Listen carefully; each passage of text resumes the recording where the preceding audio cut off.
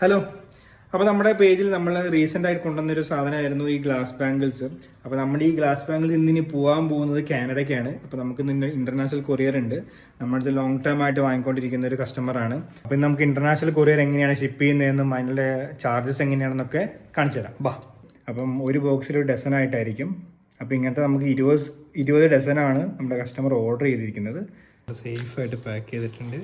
നമ്മുടെ സ്റ്റിക്കറൊക്കെ ഒട്ടിച്ചു. ഇനി നമുക്കിത് ബബിൾ റാപ്പ് ചെയ്തിട്ട് കവറിലിടാം.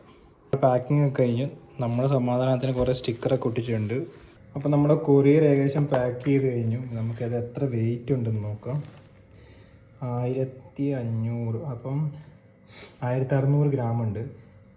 അപ്പോൾ ഇത് ഇന്ത്യ പോസ്റ്റ് വഴി അയക്കുകയാണെങ്കിൽ ഏകദേശം ഒരു 2500-2600 റേഞ്ചിൽ വരും.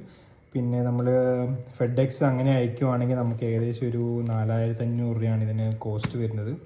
അപ്പം നമ്മുടെ കസ്റ്റമർ ഇന്ത്യ പോസ്റ്റ് സമയം ഉള്ളതുകൊണ്ടും പിന്നെ അത്ര എക്സ്പെൻസീവ് ആയതുകൊണ്ട് ഇന്ത്യ പോസ്റ്റാണ് ഇപ്പോൾ ചൂസ് ചെയ്തിരിക്കുന്നത്. അപ്പോൾ നമുക്കിത് ഇന്ത്യ പോസ്റ്റ് വഴിയാണ് നമ്മളിത് അയക്കുക.